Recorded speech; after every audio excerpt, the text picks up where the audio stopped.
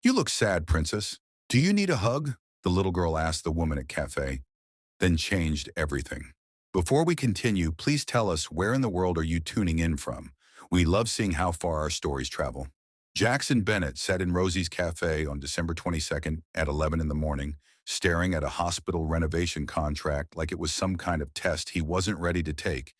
And his business partner Derek was going on and on about profit margins and timeline commitments, while Jack's brain was screaming that this opportunity was either going to make his career or completely destroy what little work-life balance he had left.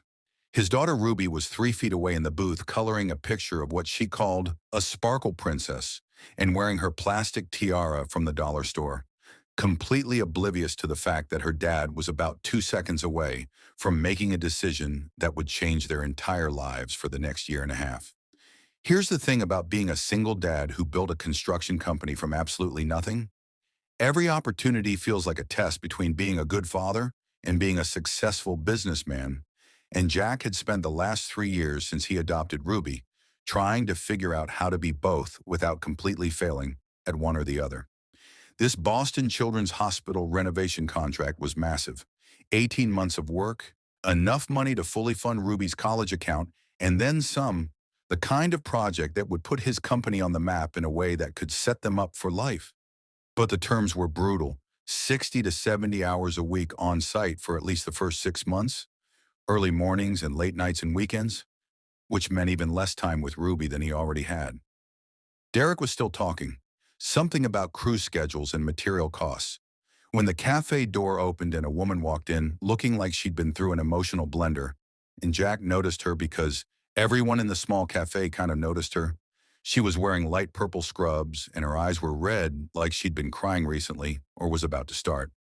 She ordered coffee at the counter with a voice that sounded exhausted in a way Jack recognized from his own mirror, sat down in a corner booth by herself, and within about 30 seconds of sitting down, she just started crying. Not loud sobbing or anything dramatic, just quiet tears running down her face while she stared at her phone like it had just delivered the worst news of her life. Ruby's head popped up from her coloring book immediately because that kid had some kind of radar for people who were sad, and she tugged on Jack's sleeve with sticky fingers that definitely had syrup on them from her pancakes earlier. "Daddy, that princess is crying. She needs help," Ruby whispered, but it wasn't really a whisper because 5-year-olds don't actually understand volume control. And Jack glanced over at the woman and then back at his daughter with that parent look that means, "Not now, sweetie." "She's okay, baby. Sometimes grown-ups just need quiet time," Jack said while trying to refocus on Derek's explanation of the contract timeline. But Ruby wasn't having it. She had that determined look on her face that Jack had learned meant she wasn't going to let this go. "But Daddy, you said if someone's sad, we should help. You said that's what good people do. You can't just say things and not mean them." Ruby's voice was getting louder and more insistent, and Derek was trying not to laugh, and Jack was about to explain for the millionth time that you can't just walk up to crying strangers when Ruby made an executive decision that every parent dreads. She slid out of the booth with her coloring book clutched in one hand and a purple crayon in the other, and walked straight over to the crying woman's table before Jack could even process what was happening. And Derek just muttered, "Good luck, boss," while Jack scrambled out of his seat trying to catch his daughter before she traumatized some poor stranger. Ruby stopped right next to the woman's booth and tilted her head in that way little kids do when they're trying to figure something out.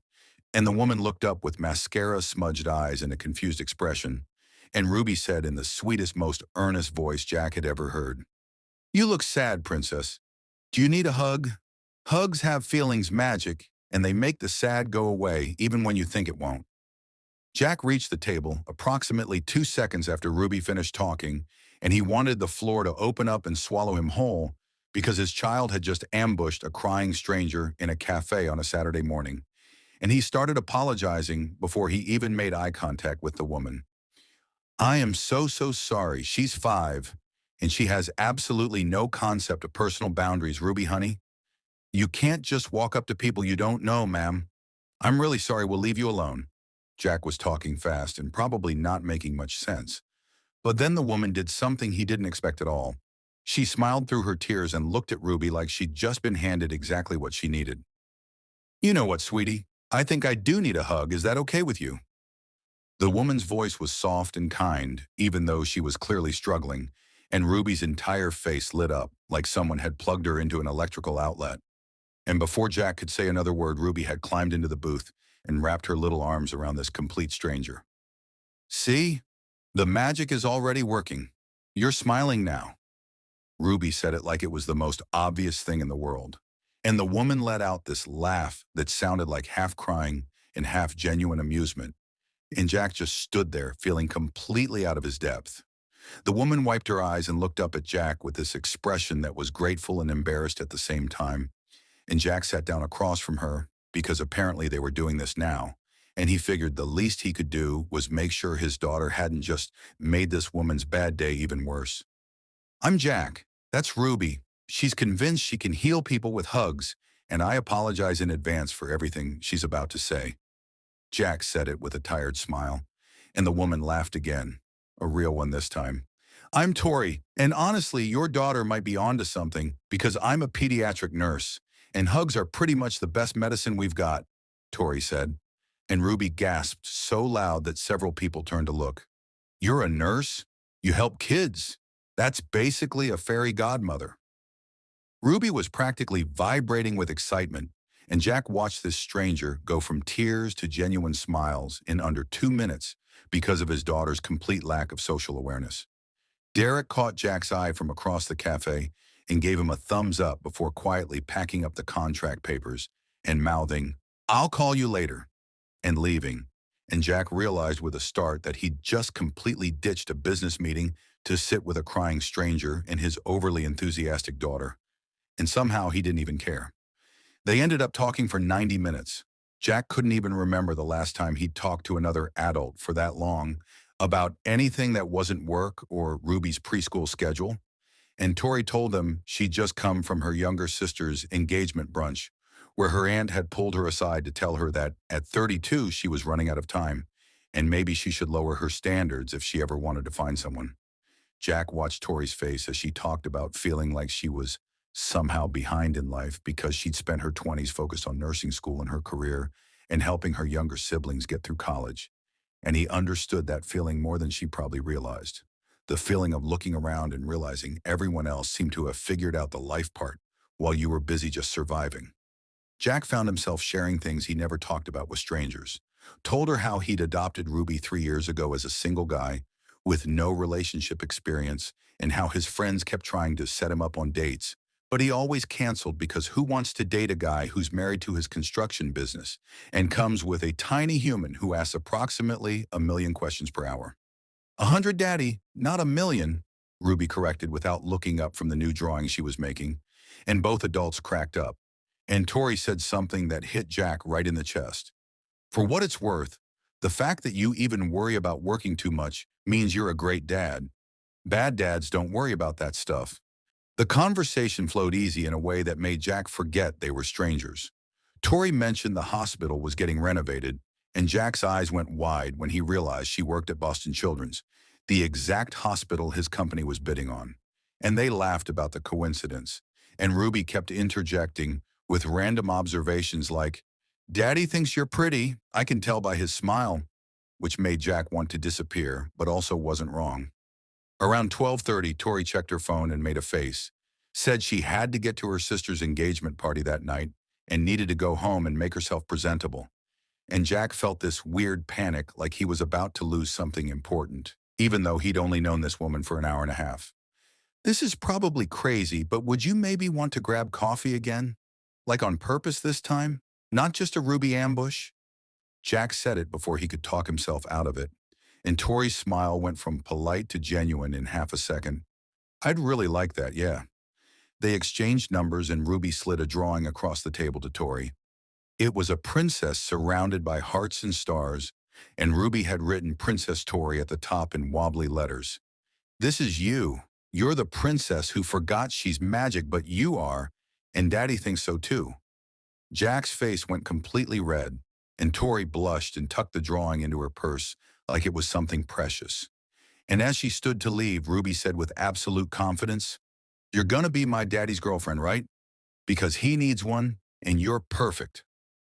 Tori walked out of that cafe smiling for the first time all day, and Jack sat there watching her go, thinking that his daughter had somehow just changed his entire life with a hug and zero sense of boundaries. And for once, he wasn't even mad about it. Tori texted Jack the very next day with a message that said, "Your daughter might be the best wingman in Boston. Coffee tomorrow?" And Jack stared at his phone like it was some kind of miracle because he honestly thought he'd dreamed the whole cafe thing. And within 3 weeks, they'd gone from strangers to something that felt a whole lot like falling in love, except neither of them wanted to say it out loud yet in case they jinxed it. Their first actual date was December 23rd at a coffee shop that wasn't Rosie's because Jack thought maybe they should try having a conversation without his daughter managing their entire relationship. And they ended up talking for 4 straight hours. Coffee turned into lunch, turned into walking around Boston Common, while Jack told her things he'd never said out loud to anyone. He told her about growing up in foster care and aging out of the system at 18 with nothing but a high school diploma and a chip on his shoulder the size of Texas. Told her how he'd worked construction jobs for 10 years, saving every penny until he could start his own company, and how adopting Ruby 3 years ago was the scariest, best decision he'd ever made, because suddenly he wasn't just responsible for himself anymore. Tori listened like every word mattered and then shared her own story, oldest of 5 siblings. Parents who worked 3 jobs between them just to keep the lights on, putting herself through nursing school on scholarships and night shifts, spending her entire 20s in caretaker mode for everyone except herself. And Jack realized they were basically the same person, just with different job sites. December 27th. Jack did something that terrified him and invited Tori to the aquarium with Ruby. And watching Tori naturally fall into step with his daughter was like watching a puzzle piece click into place he didn't even know was missing. She helped Ruby read the exhibit signs and lifted her up to see the penguins, and wiped ice cream off her face without being asked. And Ruby held both their hands walking between exhibits like they'd been doing this forever. And when Ruby said, "Daddy, I really like her. Can we keep her?" Jack's heart did something complicated in his chest. "That's not how people work, baby," he said, but he was thinking the exact same thing. And Tori squeezed his hand and said, "Good thing I'm not going anywhere then." And Jack had to look away because his eyes were doing that burning thing that meant feelings were happening. New Year's Eve hit and Jack got called to an emergency job site at 8 p.m. because a pipe burst in one of their renovation projects, and he had to go handle it personally or risk losing the client. And Tori volunteered to watch Ruby without even hesitating. Said, "Go, we'll have our own party here," like it was no big deal. Jack came home at 11:45 expecting chaos and found them both asleep on his couch, wearing matching plastic tiaras with a movie paused on the TV and empty hot chocolate mugs on the coffee table. And he just stood there in his work boots, covered in pipe gunk, staring at them thinking, this is what I've been missing. Not just a partner, but a family. Someone who fits into our lives like she was custom made for this exact spot. January 6th, they had the talk. The one where Jack needed to know if this was real or if he was setting himself and Ruby up for heartbreak. And he asked straight out, "Tori, are we doing this for real? Because Ruby's already attached. And if this isn't going somewhere, I need to protect her." And his voice cracked on the last word, because protecting Ruby was the only job that really mattered. Tori didn't even hesitate, just grabbed his face with both hands and said, "Jack, I haven't been this sure about anything in my entire life. I'm all in. I'm not going anywhere. You're stuck with me." And then she kissed him, and it was the first real kiss they'd had. And Jack felt something in his chest unlock that he didn't even know was closed. Everything was perfect for exactly 4 more days. And then January 10th happened, and Jack's phone rang with the news that his company won the Boston Children's Hospital renovation contract. And his business partner was screaming congratulations in his ear. And this was everything Jack had worked toward for 15 years. The project that would establish his company as a major player and secure Ruby's entire future, and validate every risk he'd ever taken. But the terms hit him like a truck. 60 to 70 hours per week on-site minimum for the first 6 months starting February 1st. Early mornings and late nights and weekends. And Jack sat in his truck after the call ended, doing math in his head that made him feel sick. Math that said he'd barely see Ruby. Math that said he'd just found Tori. and now he'd have zero time for her.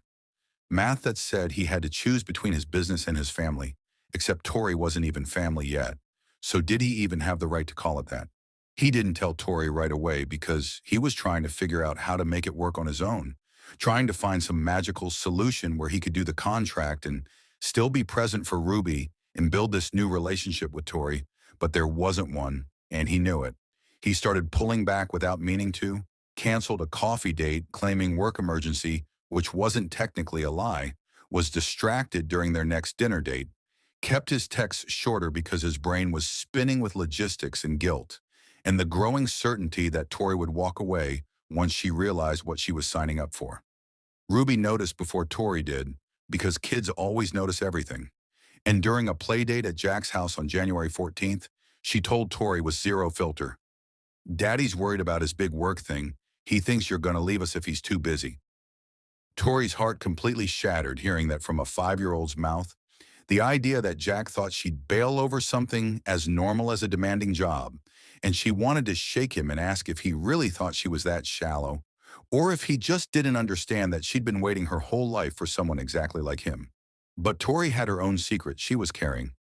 January 15th, she got called into her supervisor's office and offered the nurse manager position, more money, better benefits, leadership role, all the things that looked great on paper, except it meant leaving bedside nursing for administrative work, trading scrubs for business casual, and patient care for scheduling spreadsheets and staff management. The hours would be perfect, though, 9 to 5 with weekends off, the kind of schedule that would let her actually have a life outside the hospital, the kind of schedule that would be perfect for building a family with Jack and Ruby if that's where this was heading. She didn't tell Jack about the offer because she wasn't sure if taking it meant selling out on the career she'd spent 10 years building or being smart about the future she actually wanted, and also because Jack was clearly pulling away, and she didn't know if there even was a future to plan for anymore. January 18th, they both cracked on the same night. Jack finally told her about the hospital contract over dinner, and his voice was doing that thing where he was trying to sound casual but actually sounded terrified. "I got the contract. It's huge for the company, but it means I'll basically be MIA for 6 months straight. And I know we just started this thing, and it's not fair to ask you to wait around for someone who's never home. So if you want to walk away, I'd understand." Tori actually laughed, except it wasn't a funny laugh. It was the kind of laugh that comes right before you either cry or start yelling, "You think I'd walk away because you have to work? Jack, I'm a nurse. My entire career is crazy schedules and last-minute changes. Did you seriously think I couldn't handle you being busy?" Jack looked stunned, and Tori kept going. "And while we're being honest, I got offered nurse manager, and I didn't tell you because I thought you'd think I was picking my career over us, and I didn't want you to feel like I was bailing." And Jack's face just completely changed. "Wait, you got offered nurse manager? Tori, that's incredible. Why would I think you were bailing? That's amazing." And Tori felt tears starting. "Because it's a desk job, and I don't know if that's who I am, but the hours would be better for us, for Ruby, for whatever this is turning into." Jack's eyes got shiny and his voice came out rough. "You'd change your whole career path for us?" And Tori said, "I'd change a lot of things for you, both of you, but I need you to stop assuming I'm going to leave every time things get hard.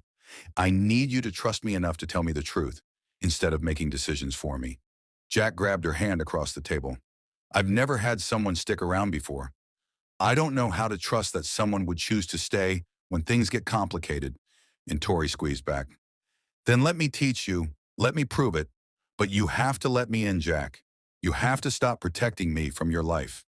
They went back to Jack's house after dinner and sent the babysitter home and sat on the porch while Ruby slept inside.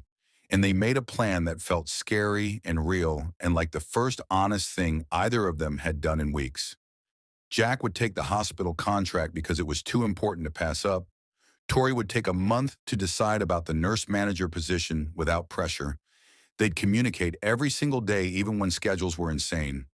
Ruby came first for both of them, period, end of story. And they'd do family breakfast every Sunday morning, no matter what. Non-negotiable sacred time that nothing could touch. Jack said, "I'm going to mess up sometimes, miss calls, forget plans, fall asleep mid-sentence." And Tori said, And I'm going to overthink everything and worry I'm not enough and compare myself to moms who have it all figured out. And they both started laughing because they were a mess, but at least they were a mess together. Ruby appeared in the doorway in her pajamas, looking annoyed. Are you guys done being loud with your feelings? I'm trying to sleep and you keep talking. And they both cracked up, and Ruby climbed into Jack's lap and reached for Tori's hand and said with absolute 5-year-old certainty, Daddy, Princess Tori's not going anywhere. She loves us, I can tell by her magic. Tori looked at this little girl who'd changed her entire life with one hug 3 weeks ago and said, You're absolutely right, Bug. I'm not going anywhere. I promise. And Jack kissed her right there in front of Ruby for the first time. And Ruby made a gagging sound and said, Finally, now can I go back to bed? And they all went inside together, and for the first time in weeks, Jack felt like maybe this was actually going to work. 4 months flew by faster than either of them expected, and somehow, against all odds, they made it work. Not perfectly, because nothing worth having is ever perfect, but they made it work in the way that matters when two people decide they're not giving up on each other no matter how insane life gets. February hit, and Jack's schedule became absolutely brutal. 6 in the morning until 8 at night most days on the hospital renovation site. Coming home covered in dust and exhausted to the point where he'd fall asleep mid-sentence during phone calls with Tori. But she never complained, just sent him photos of Ruby throughout the day so he wouldn't miss everything, and showed up at the job site sometimes with coffee for his whole crew, which made them all fall in love with her too. Tori took the nurse manager position at the end of January after a lot of soul searching and one really good conversation with an older nurse who told her, Honey, you can always go back to bedside later, but right now you've got a chance to build a life, not just a career. Don't be stupid enough to miss it. The 9 to 5 schedule meant she could do school pickup for Ruby, which Jack's sister had been handling before, and within 2 weeks Ruby started calling her Tori Mom without anyone suggesting it. Just came out one day at breakfast with, Tori Mom, can you pass the syrup? Like it was the most natural thing in the world. And Tori had to leave the room for a minute because she was crying too hard to see straight. April rolled around and Ruby's 6th birthday was coming up, and Tori planned the whole thing without being asked, rented out a community center room, and decorated it in full princess theme with a castle cake and a dress-up station and games that had all the kids screaming with joy. Jack showed up late from the job site, still in his work clothes, feeling like the worst dad on the planet.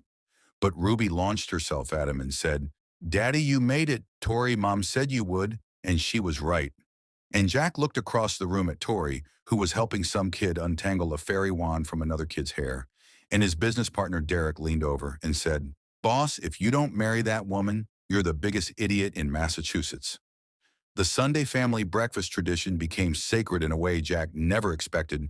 They never missed a single one, even when Jack was so tired he could barely stand. Because that was their time, the three of them around the table with pancakes and bacon and Ruby talking nonstop about everything that happened that week. May brought a visit from Jack's old foster care social worker, who liked to stop by once a year just to see how Ruby was growing up. And even though it was completely informal, Jack still got nervous every time. And the social worker met Tori and watched her interact with Ruby and pulled Jack aside before leaving to say, That woman loves your daughter like she's her own. You know that, right? And Jack said, I know. I'm going to marry her. And saying it out loud made it real in a way that terrified and excited him in equal measure. Jack started planning the proposal in mid-June, wanted to do it at Rosie's Café where the whole thing started, where Ruby had ambushed Tori with a hug and accidentally changed all their lives. He got Rosie, the cafe owner, involved, told her the whole story, and she cried and said, You better invite me to the wedding. And he coordinated with his sister and his crew, and obviously Ruby, who was bouncing off the walls, excited about being part of a secret mission. June 22nd. Tori got a phone call from Boston Children's Hospital HR that made her think she was in trouble for something, but instead they told her about a brand new position they were creating. The hospital renovation was adding this beautiful pediatric healing garden, and they needed a full-time child life specialist/nurse to run therapeutic programming, art therapy, and music sessions and family support. Basically everything Tori loved about bedside nursing, but with administrative pay and better hours. The HR woman said, "We were told by the construction foreman to reach out to you specifically. He said you were the best pediatric nurse in Boston, and we'd be idiots not to hire you." And Tori knew immediately it was Jack pulling strings behind the scenes. She called him the second she hung up. "Jack Bennett, did you create a job for me?" And Jack had the nerve to sound innocent. "I didn't create it. The healing garden was always part of the design. I just maybe mentioned your name to the hospital board a few times, possibly showed them your resume, potentially talked you up every chance I got." And Tori was laughing and crying at the same time. "I can't believe you did that." And Jack's voice got serious. "You shouldn't have to choose between the career you want and the family you want. You deserve both, and I'm not sorry for making sure you got the chance." June 25th was a Saturday, and Jack told Tori he wanted to take her to Rosie's Café to celebrate her new job, which she'd accepted immediately because it was literally perfect. And when they walked in, Ruby was already there with Jack's sister looking way too excited for a normal coffee run. They sat in the exact same booth where they'd met 6 months ago, and Tori was looking at the menu when Ruby came bouncing over with a huge grin. "Princess Tori, remember when I gave you a feelings magic hug right here in this booth and it fixed your sad?" And Tori smiled. "I remember, bug. Best hug of my entire life. It brought me your daddy." And Ruby's grin got even bigger. "Well, Daddy says the magic isn't done yet. There's more magic happening, right, Daddy?" Jack slid out of the booth and got down on one knee right there beside the table, and the entire cafe went dead silent. Rosie had made sure all the regulars were there to witness this, and Jack pulled out a ring box with hands that were shaking so hard he almost dropped it. "Tori, 6 months ago, my daughter ambushed you with a hug when you were having the worst day, and you could have politely declined or walked away. But instead, you let a random 5-year-old climb into your lap and tell you about feelings magic, and then you let me into your life, a single dad with zero relationship experience, and a kid who asks a million questions." And Ruby interrupted, "100, Daddy, not a million?" And everyone laughed, and Jack kept going. "You've shown me I don't have to choose between work and family, that the right partner makes room for both. You've loved Ruby like she's yours from day one. You've been patient with me when I've been completely clueless about how relationships work. You've made our house feel like a home." Tori was already crying, mascara running down her face just like the first day they met. And Jack's voice cracked. "I don't want to be your boyfriend anymore. I don't want Sunday breakfast as the guy you're dating. Victoria Sullivan, will you marry me? Will you let me spend the rest of my life proving that feelings magic is real and Ruby was right about everything?" Tori couldn't even speak, just nodded frantically while sobbing, and finally choked out, "Yes, oh my God, yes, 1,000 times. Yes, I love you so much." And Jack slid the ring on her finger, and the entire cafe exploded in applause.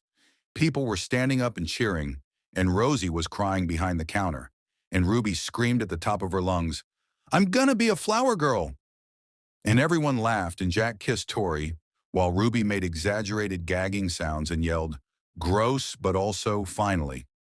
6 months later, on December 22nd, exactly 1 year after the hug that started everything, Jack and Tori were married now after a small October wedding, where Ruby took her flower girl job so seriously she had a clipboard, and they woke up to Ruby jumping on their bed screaming, "It's the anniversary of the magic hug. We have to celebrate. Get up." They made pancakes together in the kitchen of the house Tori had moved into after the engagement, and Ruby made them retell the whole story start to finish like she always did. "Tell the part where I knew Tori Mom was perfect before you guys figured it out." And Tori said, "You did know, Bug. You saw the magic before we could see it." And Jack added, "You changed our whole lives, kiddo, just by asking someone if they needed a hug." Ruby got very serious the way she sometimes did. "It's not my magic, it's all of ours. We just have to believe in it and actually hug people. You can't just think about hugging, you gotta do it." And she pulled them both into a group hug right there in the kitchen, and Jack looked at Tori over their daughter's head and mouthed, "I love you." And Tori mouthed back, "I love you more." And Ruby said without looking up, "I love you most, so I win." They spent the rest of the day together, doing absolutely nothing important.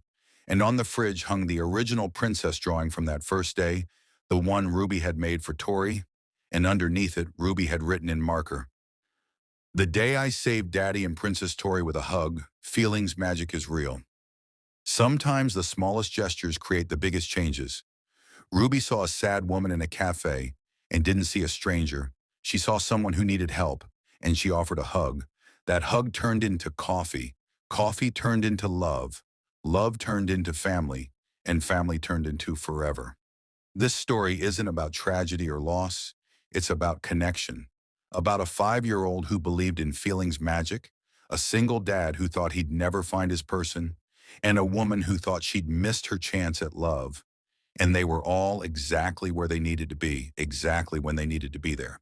If you've ever felt like you're running out of time or like you missed your shot at happiness, you haven't. Your person is out there. Your family is waiting to be built. And sometimes it starts with something as simple as asking, do you need a hug? And being brave enough to say yes. Hit that subscribe button if this reminded you that it's never too late for love and that the best things in life are absolutely worth the wait. Thanks for being here with us. And remember, feelings magic is real when you're brave enough to believe in it.